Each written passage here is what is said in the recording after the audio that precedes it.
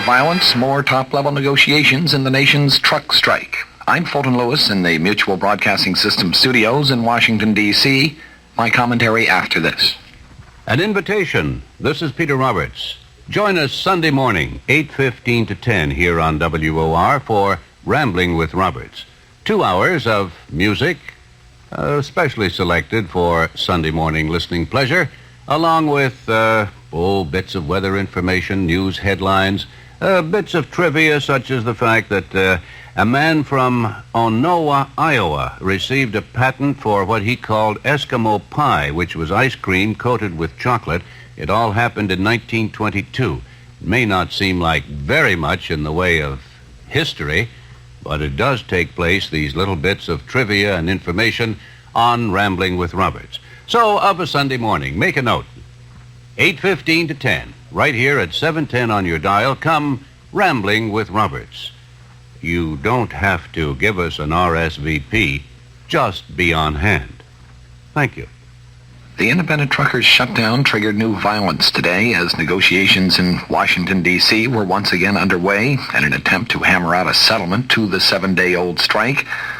Law officials in several areas moved out to escort truck convoys carrying food, fuel, and other needed items in short supply. Layoffs were continuing to mount and totaled to date more than 100,000.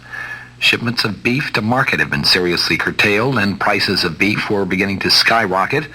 Here in the nation's capital, representatives of the truckers said that they sent their list of demands, centering on fuel prices and freight rates, back to the White House, and were awaiting latest word from the Nixon administration on those demands.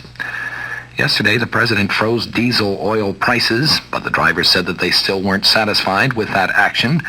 Most of the truckers involved in the shutdown are independent driver owners. Some company truckers stayed home out of sympathy, while others complained that they were being harassed off the roads. There are an estimated 100,000 independent drivers. They are seeking a rollback in fuel prices and permission to pass on higher cost to the shipping companies. Federal Energy Chief William Simon told a House committee that the driver owners should be allowed an immediate cost pass-through.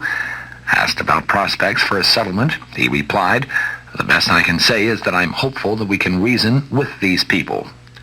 Pennsylvania's Governor Milton Shapp met with the federal labor troubleshooter W.J. Usury Jr. and said later today, hopefully we will be able to get this thing resolved very soon now. The violence, which has marked the protest since its very beginning last Thursday, increased and appeared today to be more serious than before. It may be remembered in that connection that 3 or 4 years ago, when waves of violence were disrupting the nation's campuses and cities, the Nixon administration was taking a very firm line of resistance, refusing to bend in the slightest to the demands of the more militant factions. It may or may not be indicative of a change in White House sentiment that a few shotgun blasts or rocks thrown off overpasses have sparked a prompt willingness on the part of Nixon administration officials to not only sit down and talk with the protesters, but to make some fairly significant concessions. The grounds of protest for the nation's independent truckers, of course, may be, indeed they seem to be, a little more valid than were those of anti-war dissidents a few years ago.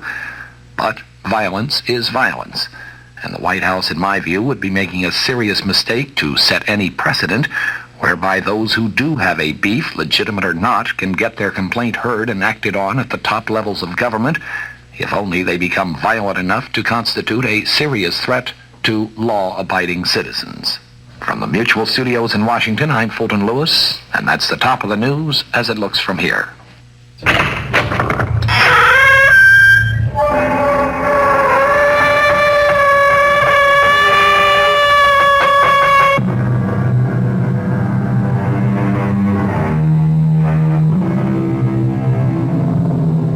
Come in.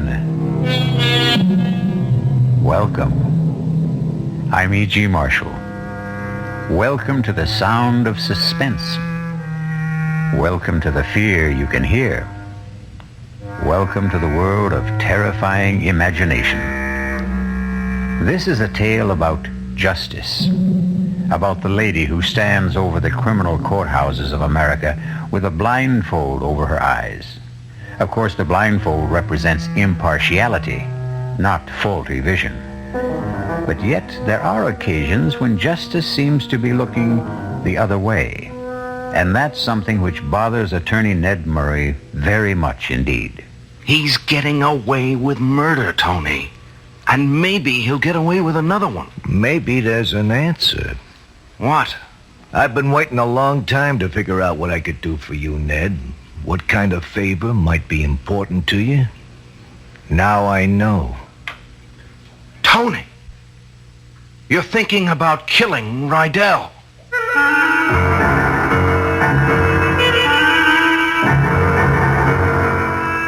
Our mystery drama, After the Verdict, was written especially for the Mystery Theater by Henry Slessor and stars Tony Roberts. It is sponsored in part by Anheuser-Busch Incorporated, brewers of Budweiser. I'll be back shortly with Act One. Oh, Frank, let's not spend all the money Uncle George left us. Let's try to save some of it. No matter what you're saving for, that's what Suburban Savings for Suburban. Come into Suburban Savings and get a little expert advice about saving from a savings counselor.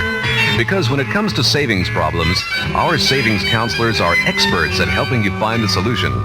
For instance, in the case of an inheritance, some of the money could be invested in high-interest yielding savings certificates with a guaranteed rate, and the rest of the money could be invested in a flexible, high-yielding regular savings account.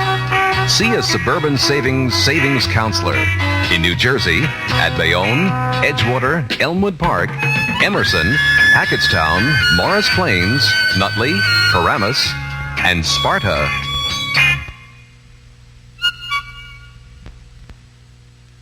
This is WOR New York, your Mystery Theater station. This is Sherry Henry. One of the most prestigious private citizens in the country is John Gardner. He's the head of the Citizens Lobby Common Cause that's taken on such causes as lobbying for the Equal Rights Amendment and disclosure of campaign finances and an independent prosecutor for Watergate matters. Over 200,000 Americans belong to this organization, but its influence far transcends its membership, and primarily, I think, because of this powerful spokesman. That's John Gardner, and he's going to be on the Sherry Henry program tomorrow afternoon at 2:15 on WOR Radio.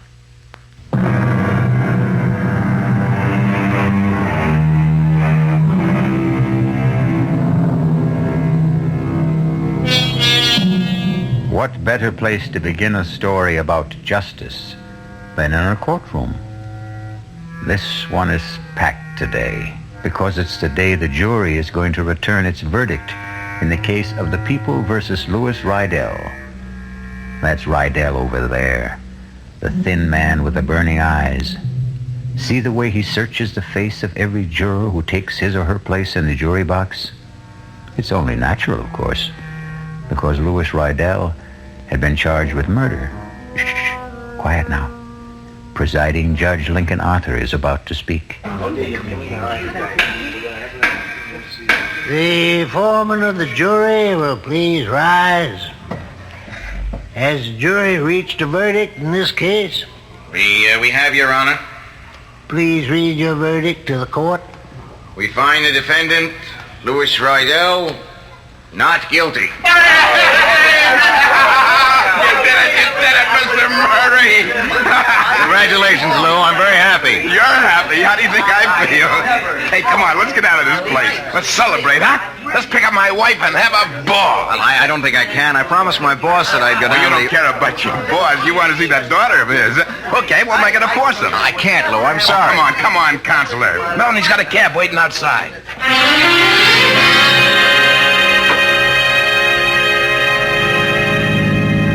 Boy, did I read those faces wrong. I thought, that's a hanging jury if ever I saw one. The only one I was worried about was that little old lady with the blue hair. You just can't tell about a jury from their faces. My last case, well, I thought they all looked friendly, but I lost. You won this one, Mr. Murray. I bet that boss of yours is real pleased. I mean, all this publicity that you got. Well, you're a regular Clarence Darrow.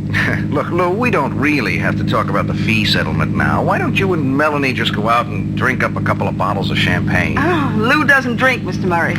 Lou doesn't have any vices. Do you, Lou? I want to get the money settled, Counselor. Melanie here doesn't like to hear about money. She just likes to spend it. We'll drop her off at home. Hey, you promised to take me someplace. Wait for me at home, Pumpkin. Oh. Daddy will be there just as soon as he settles things with his lawyer. Okay? What choice do I have? I'll be home in an hour or two, and we'll go out to dinner. Just stay in the apartment, and don't open the door to anyone. And if you have to open the door, wear some clothes, baby. Huh?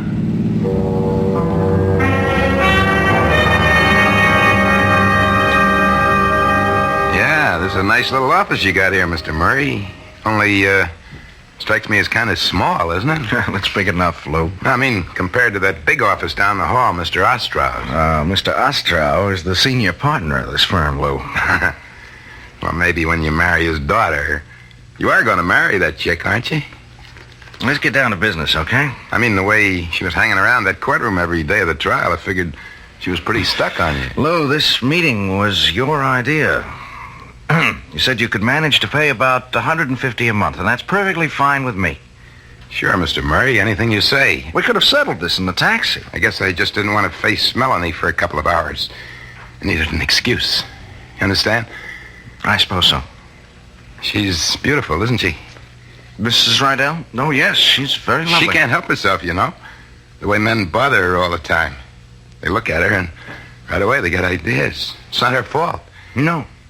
She's not smart about it, though. She doesn't know the way men think.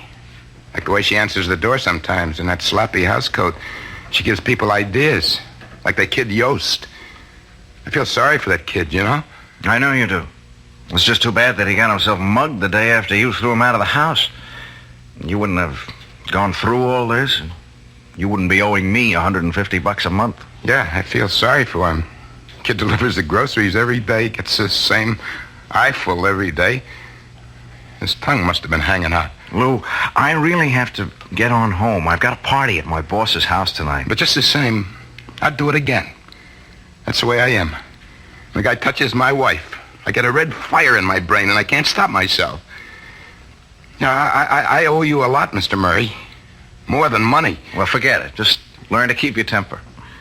I really killed that boy, you know? What did you say? I killed him, Mr. Murray. I waited for him in the hallway the next day, and I grabbed him. He was a scrawny kid. It was like wringing the neck of a chicken. I'd do the same thing again, Mr. Murray, to the next guy who bothers my wife. They've got to learn.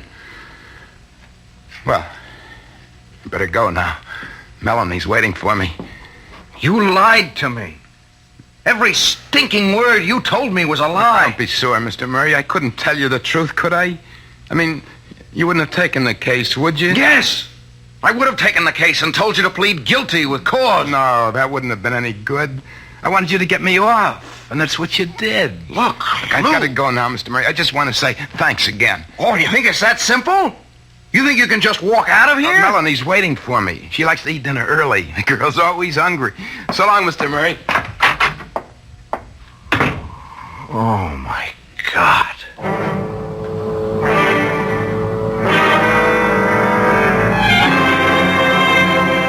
Light on the line, more on the... Ned! Ned, for the love of Mike, where you been? I'm sorry I'm so late, Mr. Ostrow. Who do you think this party's for, anyway? Well, come in. Karen's going out of her brain waiting for you to get here.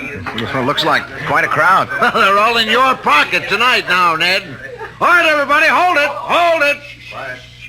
Here's the man we've all been waiting for. Ned Murray, folks. Greatest trial lawyer since since Harry Ostrow. All right, come on, Ned. Karen's over here. Ned! Hi, darling. Where in the world have you been? The party started 2 hours ago. I just lost track of the time, that's all. Must be love, if you ask me. All right, I'll see you kids later. Ned, come into the kitchen for a minute. No, it's full of servants. Come into the bedroom. Now, that's an offer I can't refuse. Well, what did you have in mind? Give you one guess. Oh, darling, I'm so proud of you. You were so wonderful. That kiss was pretty wonderful. Father says that you are everything he used to be in the courtroom. And there's no higher praise he can give than that. Look, let's forget about the trial. It's over. Oh, no, I don't want to forget about it, Ned. I'm just so thrilled with the way you handled the case. That man Rydell seems so guilty. But there's too much fuss about all this, Karen. Father said that if you could win this case, you could do anything. That it would mean a lot of business to the firm. Do you know what I think? He's not going to wait on that promise about the junior partnership. I think he's going to do something about it right now. Are you serious? Don't tell him what I said, but I'm sure of it. Ned, you'll have to stop making excuses pretty soon, lover. You'll have to name the day. Oh, for heaven's sake. It's probably your father wanting me to join the party.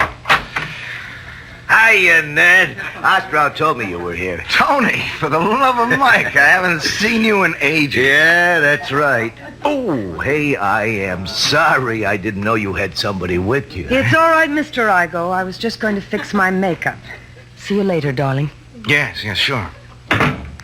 Tony, I don't think I ever saw you at Ostrow's before. Yeah, you know me, Ned. I don't like to mix with all these big shots. Hey, you still talk to ordinary people? Big celebrity like you, huh? I'll talk to you anytime, Tony. Listen, I was in court today. I've been there the last 4 days. Bet you didn't even notice, huh? That was nice of you. Busy man like you. Well, I got a personal interest. You know that. Sure. Tony... I was real glad you won, kid. Reminded me all over again what you did for me 2 years ago. Getting me off that murder rap. It was like seeing the whole thing again. It wasn't the same, Tony. For one thing, you didn't kill it. I mean, come on, let's go out and get a drink. Not for me. Since I seen you last, I got me an ulcer. That's the price of success, you know, in my business, just like yours. That's too bad. You know something, Ned? You don't look so healthy yourself. I'm okay. You look great in that courtroom, only now, you don't look like a guy who won a case. You look like a loser. I'm just tired. Let down, you know. Yeah, sure. Hey, look, Ned, you remember what I told you once, huh? You got any troubles you can't handle, I want to hear about them. You got a favor coming from me, and it bothers me not to pay off. That was a long time ago. You don't owe me anything. I keep good books. Don't tell me who I owe. Hey, go on, Ned. Find that girl of yours. Maybe she can cheer you up, huh? Tell you the truth, Tony, I need a couple of minutes all by myself. You know how it is. Huh? Yeah, sure, I know how it is. Sometimes too much is too much. Yeah, that's right. See you around later, kid. Okay? Yeah, later.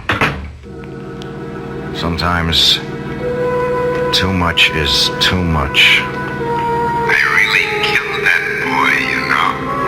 He killed him. He killed him, and I let him get away with it. I killed him, Mr. Murray. Oh, God. I'll do the same thing again to the next guy who bothers my wife. I'll do the same thing, Mr. Murray. The same thing.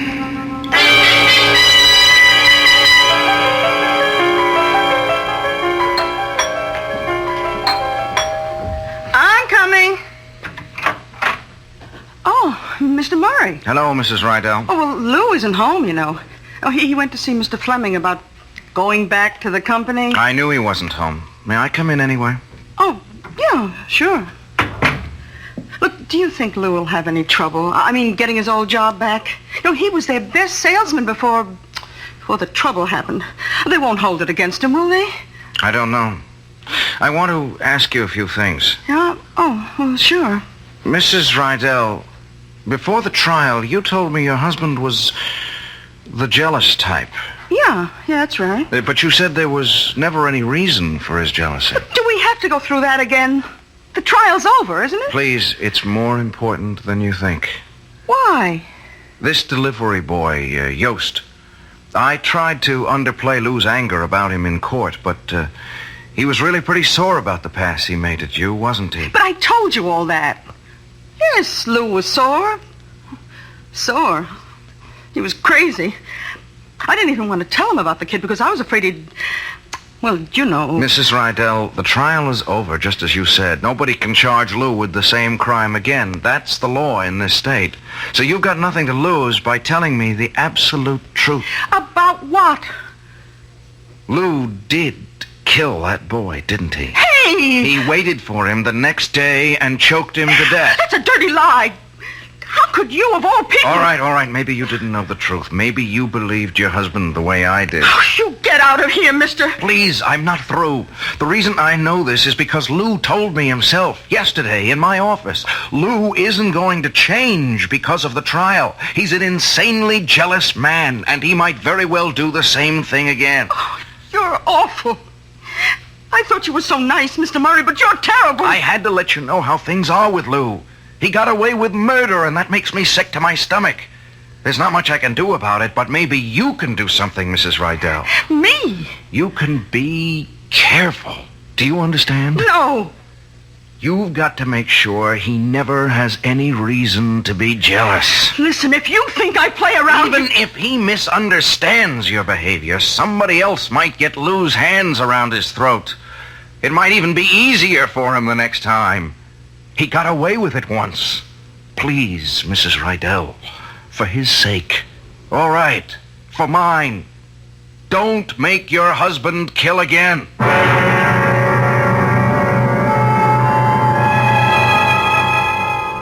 I don't know about you, but I think Mr. Murray's request is very reasonable.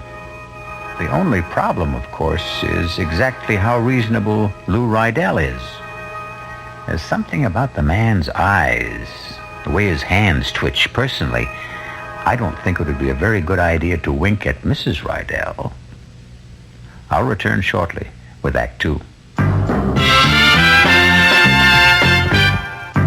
When you drink beer, do you tilt the glass for long, hearty swallows?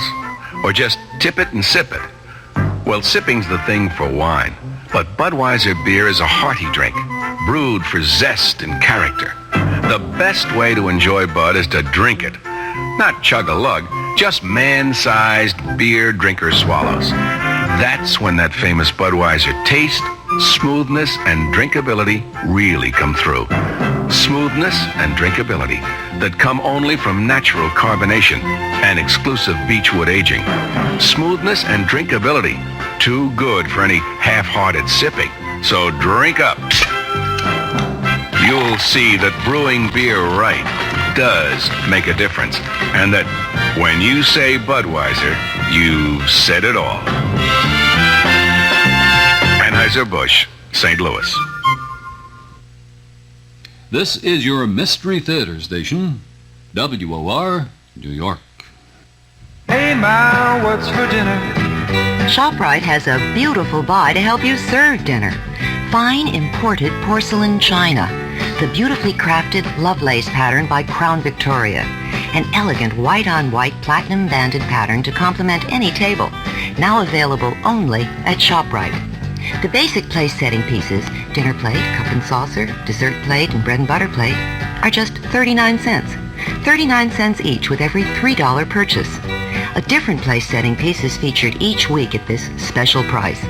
You'll want to collect all the magnificent completer pieces and matching ovenware available every week at low prices, too. Visit ShopRite and start your set of lovely porcelain china today. It's a beautiful buy. Hey, Ma, what's for dinner? ShopRite has the answer. Offer not available in Westchester, Ulster, Orange, Dutchess, and Columbia counties.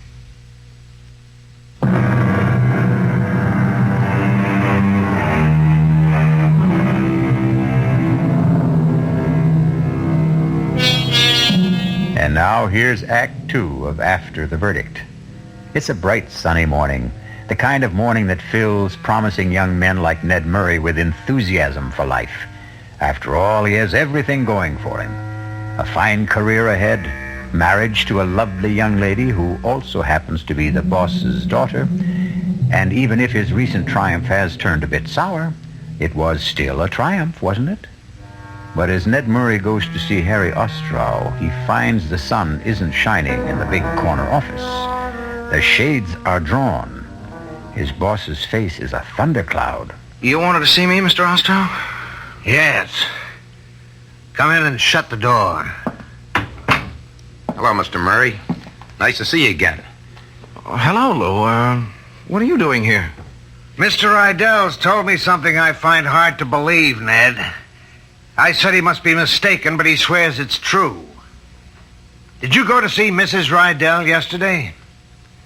Yes. Why did you think it was necessary to do that? I had something I wanted to tell her. It was strictly an unofficial visit. You told her I was guilty.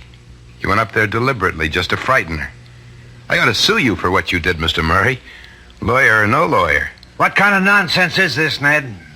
You didn't say any such thing, did you? Well, did you? Yes, sir, I did. What? I didn't go there to frighten her, just to warn her.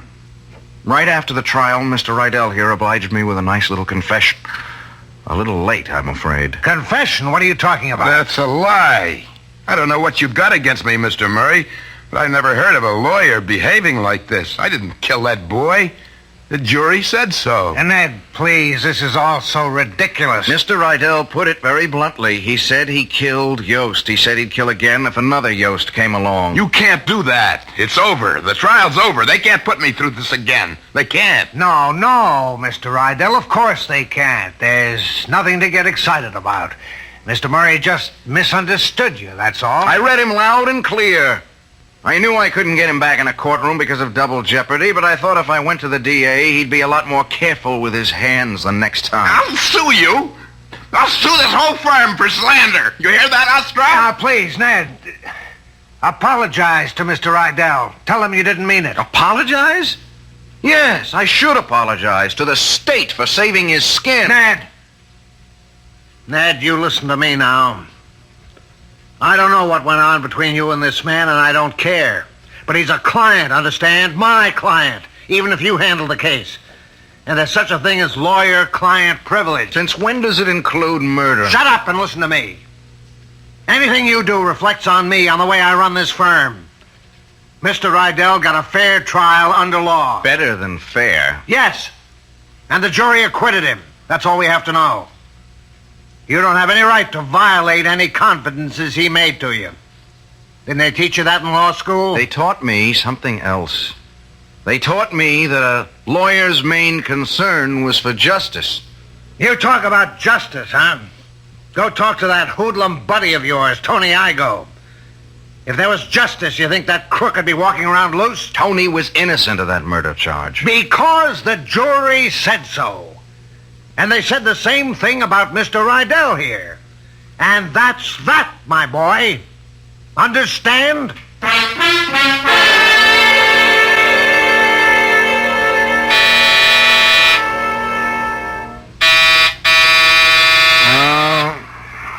Who is it? Oh, for Pete's sake. Can't they let a guy get some rest in his own home? Well, have I caught you with the blonde? You caught me with a bottle. And just in time, obviously. Well, the least I can do is make sure you don't drink alone. Not enough for the two of us. Even if I give you this? What is it? A present. Open it. It's that pipe you were so crazy about. The one with the ivory carving. I was saving it for some special occasion, but your birthday isn't for 6 months. It's a beauty. If you're going to bribe me, I prefer cash. Really? And I thought I'd use sex appeal. I understand that's surefire. Excuse me, it's time for another drink. What's so funny? The whole thing. You, Father. He told me about that scene in his office this morning. I wish I could have been there. Clarence Darrow versus William Jennings Bryan. It wasn't. It was stupid versus childish, and all because of that... All because of that silly man with the funny eyes. Honestly, Ned, I hope you won't make any more fuss about him. I thought it was Daddy who was making the fuss. Believe me, I think he feels just awful about the whole silly quarrel. Yeah, I'll bet he does. Oh, for heaven's sake, Ned, why would you want to spoil things now? All right, maybe that idiotic man did kill that grocery boy, but I'm not saying he didn't. But, well, wouldn't be the first time that a guilty man is... Ned! It's the first time for me. Don't you understand that? The first time I ever got a guilty man off? Was it really, darling? Well, that man Igo... Tony was innocent. Well, innocent of that crime, maybe. But what about all the others? He might have killed a dozen men before, or had them killed. He wasn't being tried for killing a dozen men, only one. And he was innocent of that. I should know better than to talk to you while you're drinking. I'm going to the district attorney tomorrow, Karen. Even if it doesn't do a bit of good, I'll feel better for it. Do you know what the DA will say? He'll say you're a fool. I don't care. You haven't got a shred of proof. Not a shred. And all the proof in the world wouldn't put Lou Rydell back on the stand. You know that, don't you? If you go to the DA tomorrow, you can find yourself another connection. What? What was that? Oh, I'm sorry, Ned, but he did say it. And I know my father. I know he never says anything he doesn't mean. What about you, Karen? What about the connection between me and you? I waited long enough for you to get serious about me, Ned. I can wait a little longer until you come to your senses. And that's the real bribe, isn't it?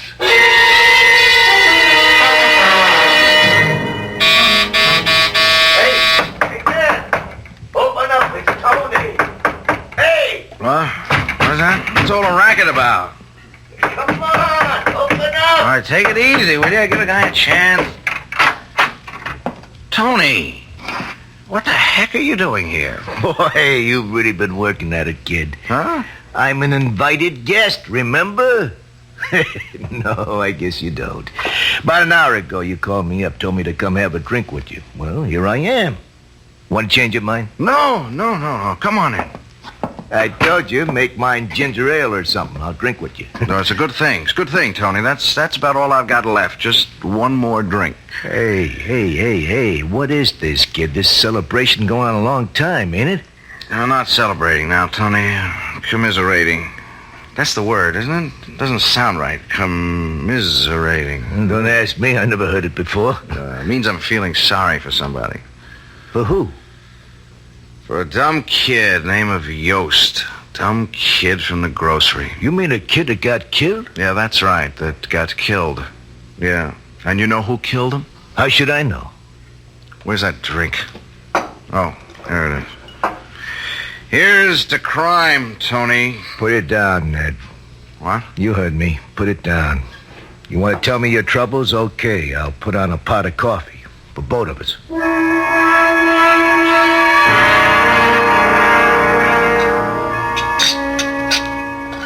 That make you feel any better? No. Well, give it time.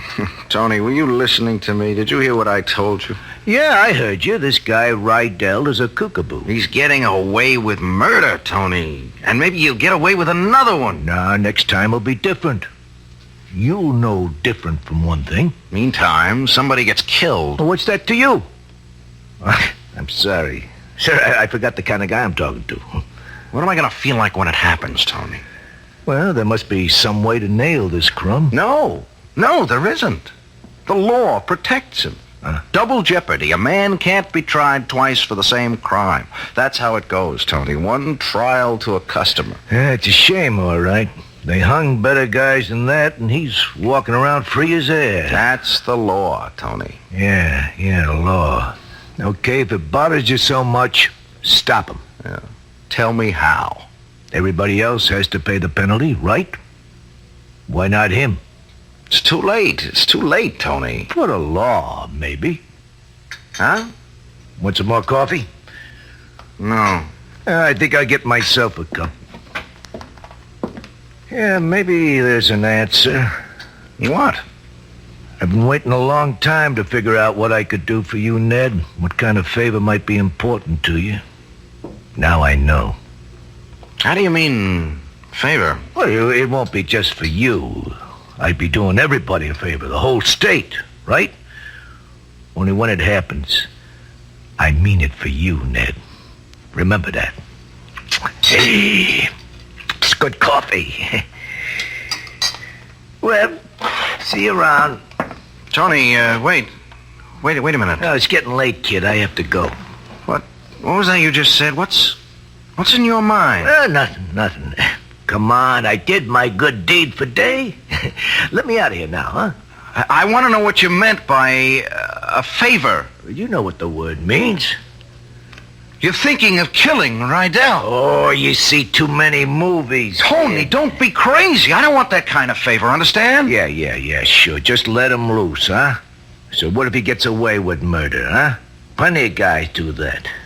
You told me yourself, a nut like Rydell, he's a sure thing to try it again. Killing him is no answer. Sure, so let some other slobs get knocked off, huh?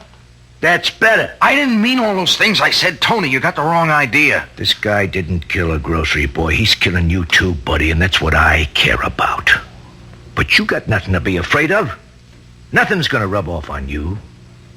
I know my business, just like you know yours. So long, kid. Tony! Usually, it's a very good thing to have friends.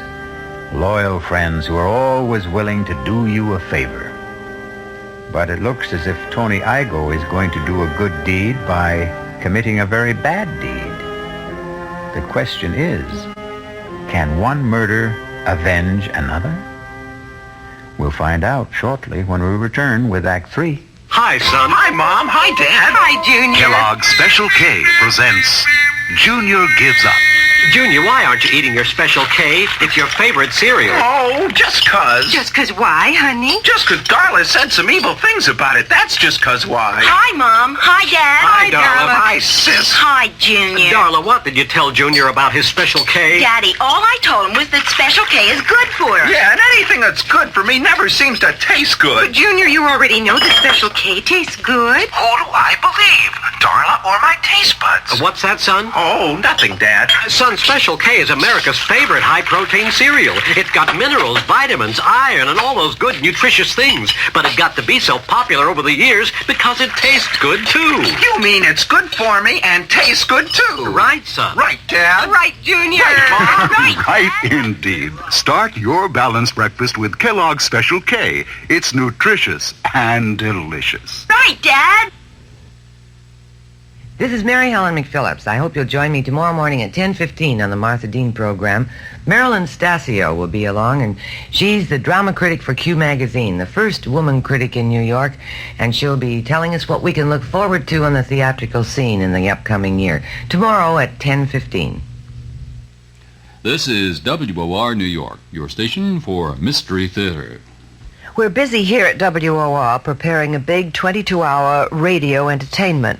Live from Hollywood and New York, the 1974 National Leukemia Radiothon. Over 100 stars of movies and television and radio will join in this nationwide effort for the benefit of the Leukemia Society of America vital research programs. Leukemia takes the lives of more children than any other disease known to man. And at present there is no cure.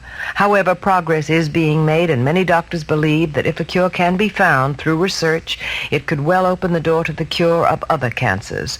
So that is why we're so busy. And with your help, we can raise our fair share and take a big step forward in the fight against leukemia. The Leukemia Radiothon begins Saturday evening and continues through Sunday, February 16th and 17th, right here on WOR.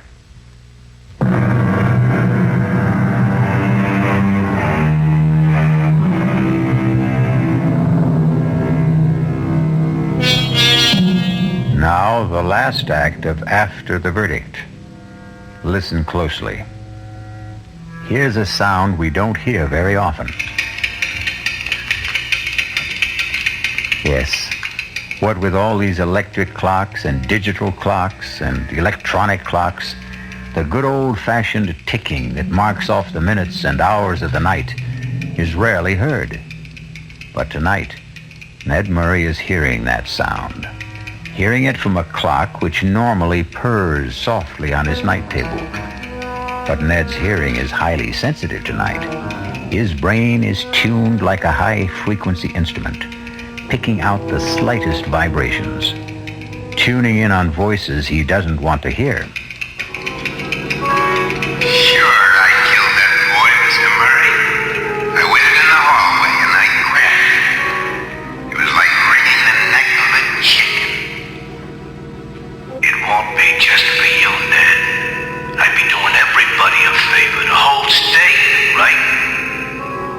Yes. That's true enough. They hung better guys than that, and he's walking around free as air. Yes. Everybody has to pay the penalty, right? Why not him? Yes. That's true. Why shouldn't he pay? A man is murdered. A murderer has to pay. Tony is right. He's right. Hello? How are you, darling? I'm all right. I'm in bed. Oh, I'm sorry. Did I wake you up? No, I was just lying here. You're not sick, are you? No. Well, it's only 10:30. I didn't think you went to bed so early. I did tonight. You're angry with me, aren't you? No, Karen, I'm just tired. I drank too much. Oh, I knew you'd do that. Ned, I'm so mixed up. Well, what's there to be mixed up about? The choices are pretty clear, aren't they? Are they? Not to me, they aren't. I don't think things are ever that simple, especially when it comes to law. Just ask your father. He knows all about the law. He knows how to make money at it. That proves it. That isn't fair, Ned. No, I suppose it isn't. Don't you remember what he used to say? That if the time ever comes when right and wrong are absolutely clear, there won't be any need for lawyers. Your father didn't say that, Karen. He was quoting someone. Who? Judge Lincoln Arthur, as a matter of fact, the judge at Rydell's trial. Well, it makes very good sense to me. Yeah. Judge Arthur always made sense to me, too. Karen, do you mind if I hang up now? Then you are angry. No. It's just that I have to make a call. A very important call. All right, Ned, but will you call me tomorrow? Yes. If there is one. Good night, Karen.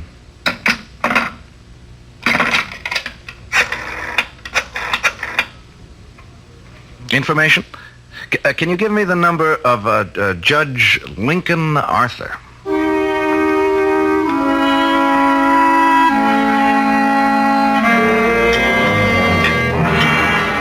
Sure you don't want any wine, Ned? No, Judge, thanks. I've sworn off that stuff for the duration of my life. Sounds like you had yourself a party. Is that when you came up with this parable? Isn't that what you called it? No, Judge. It's more like a riddle, a legal riddle. The only thing is, I already know the answer. All right. Let's see if I know it. It's about a lawyer. A criminal lawyer who defends somebody for murder and does it successfully. He's convinced of his client's innocence, understand? And that helps him get the acquittal. But right after the verdict, he makes a discovery that his client is guilty. How does he make this discovery? Is that important? It might be. Was it on evidence that had appeared at the trial? Evidence he had misinterpreted or concealed unknowingly? No.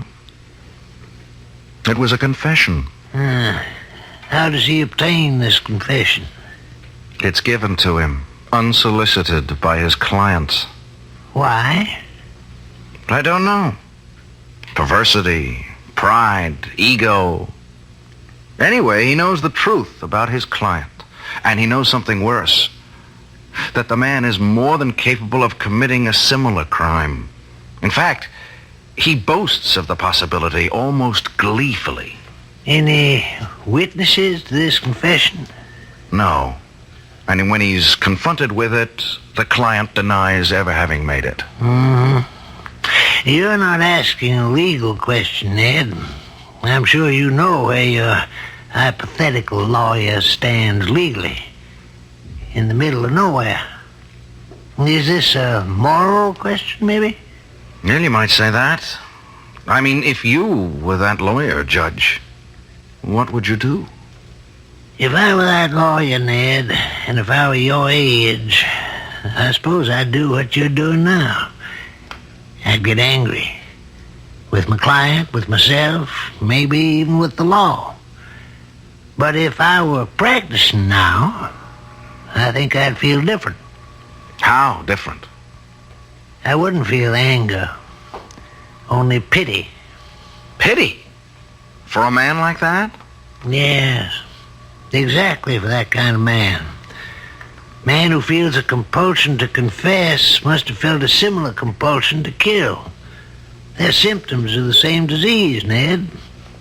And if there's one thing the law has learned in this century, it's the ability to feel compassion for the emotionally disturbed. Yeah, he's that all right, but that doesn't... Ned, this parable of yours, you talking about Louis Rydell? Yes. He told you that he murdered Yost? He did, I swear it. In my office, the same day of the verdict. He knew he was safe enough that he couldn't be indicted again. Yeah, the rationale of the irrational. What? Oh, for God's sake, Ned, use your brains. Can't you see that the man's mentally ill? Everything points to it. He killed a boy just for putting an arm around his wife. He confesses when there's no need to confess. Is it worthwhile venting all this anger against such a man?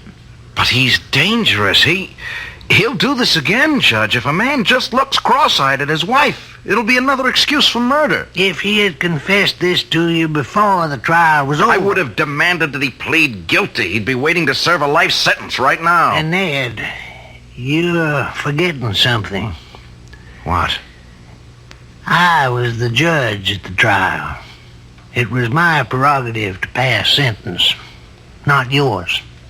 It was first-degree murder, premeditated. Ned, if the jury had brought me a guilty verdict, I would have recommended psychiatric examination with a view to confinement at an institution for the criminally insane. But you didn't know he was...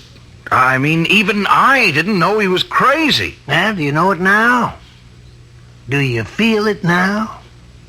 Do you recognize that he needs cure more than punishment? Punishment? The law only penalizes the guilty, Ned. Isn't that what we all believe in? We don't penalize the sick. I have to go, Judge. I have something to do. It's getting pretty late for running errands, Ned. Almost midnight. Yeah, but this is important, Judge. I have to see someone. I have to tell something very important.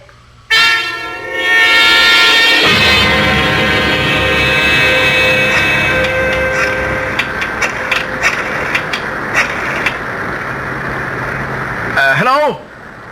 Is this Lucerne Dispatching? My name's Ned Murray. I'm a friend of Tony Igo. No, Murray.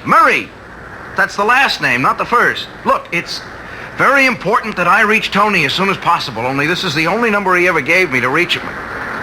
But he's got to have a home phone, right? So help me, it's important. It's a matter of... Look, who am I speaking to? Lady, please, I'm in a phone booth and it's pouring like hell and I'm getting soaked. No, I'm sorry. I didn't mean to talk to you that way. Yes, I realize that, but if you could make this one exception. Well, how do you know he isn't home? For God's sakes, it's after midnight. Yes, all right. He couldn't have gone there tonight. He couldn't. Taxi!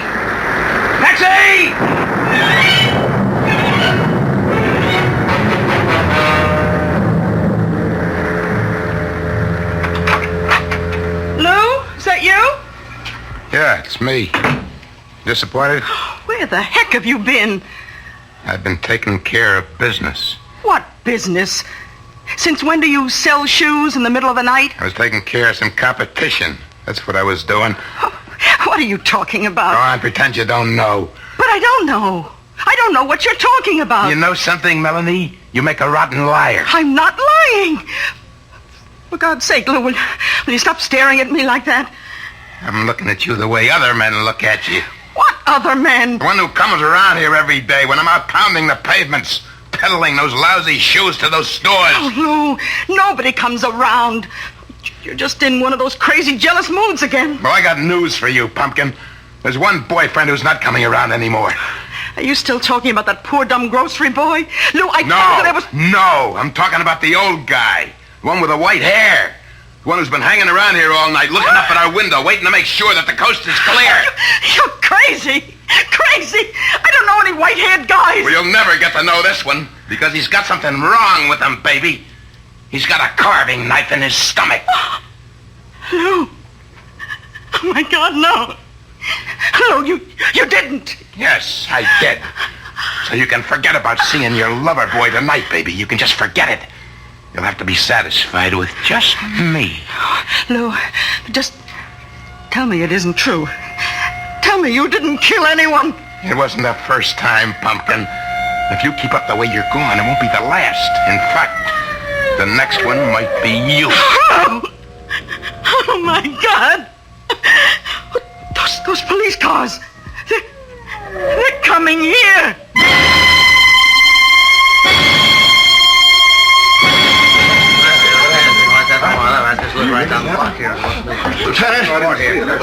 Lieutenant Gerhardt. Oh, hi, Ned. What are you doing here? What's going on?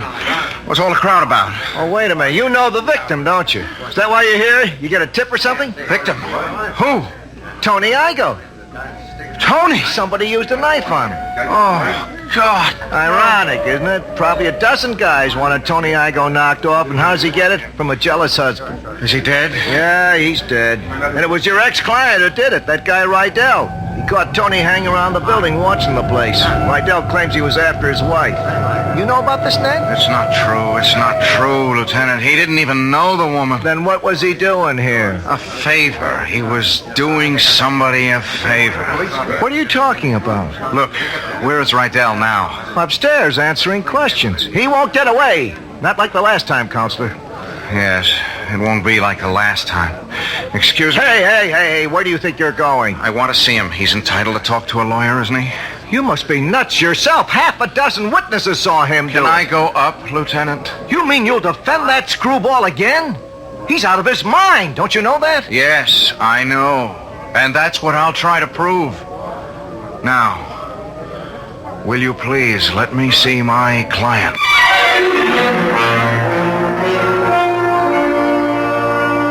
And so Ned Murray is about to try for still another verdict. This time a verdict which will carry a punishment more befitting to the crime. And something tells me that he'll be very successful, not just as an attorney, but as a human being. I'll be back shortly.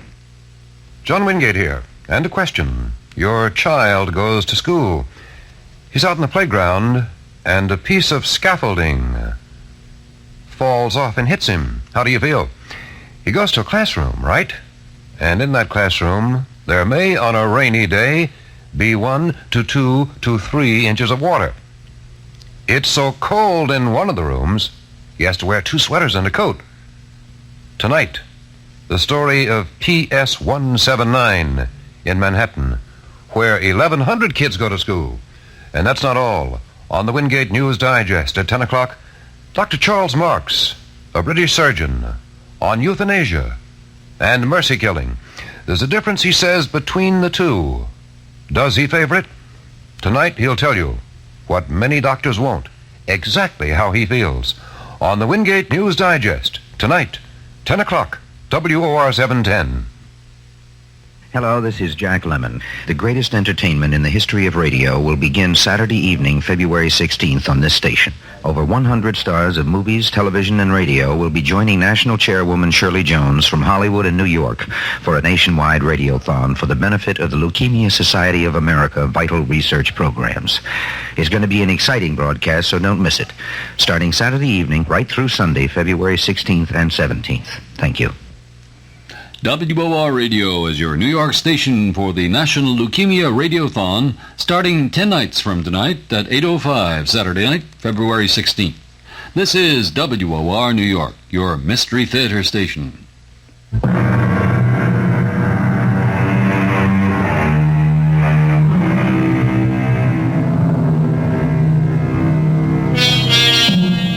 Some time ago, a man named Thomas De Quincey said, "If once a man indulges himself in murder, very soon he comes to think very little of robbing. And from robbing, he comes next to drinking. and Sabbath breaking, and from that to incivility and procrastination. Let that be a lesson to all of you. This quotation and this story have come to you through the courtesy of our Radio Mystery Theater. Our cast included Tony Roberts, Joseph Julian, Bryna Rayburn, Barbara Caruso, Robert Dryden, and Sam Gray. The entire production was under the direction of Hyman Brown. And now, a preview of our next tale. Where's my wife?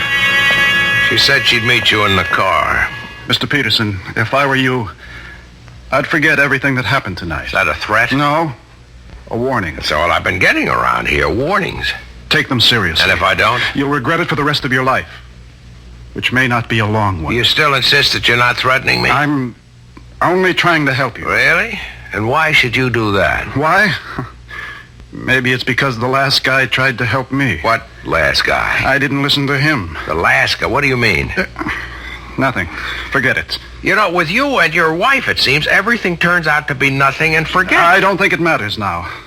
I have an idea. It's already too late for you. Radio Mystery Theater was sponsored in part by the Kellogg Company, makers of Kellogg's Special K cereal. This is E.G. Marshall inviting you to return to our Mystery Theater for another adventure in the macabre. Until next time, pleasant dreams.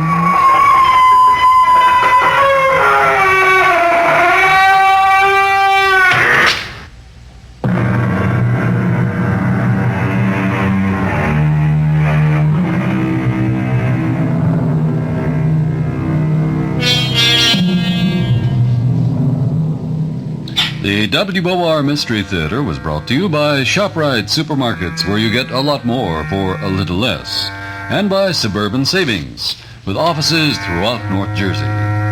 The preceding Mystery Theater program was furnished by the CBS Radio Network.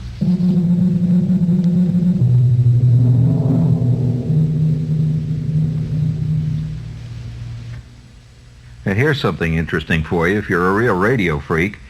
Here at WOR, in fact, all across the country, they're preparing the greatest entertainment in the history of radio, a 22-hour show live from Hollywood and New York.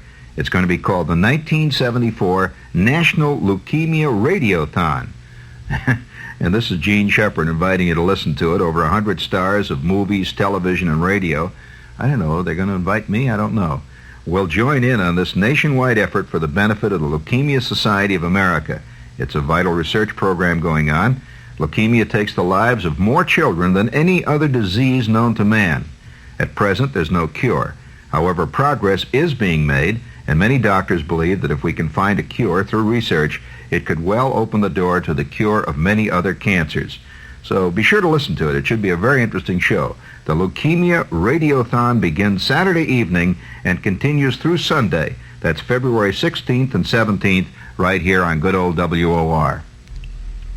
If you're 55 or older with low income and want to work but haven't been able to find a job, Operation Mainstream may be able to help. Call 212-477-9145.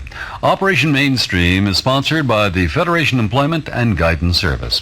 Your dial is set for news with John Scott, WOR, New York.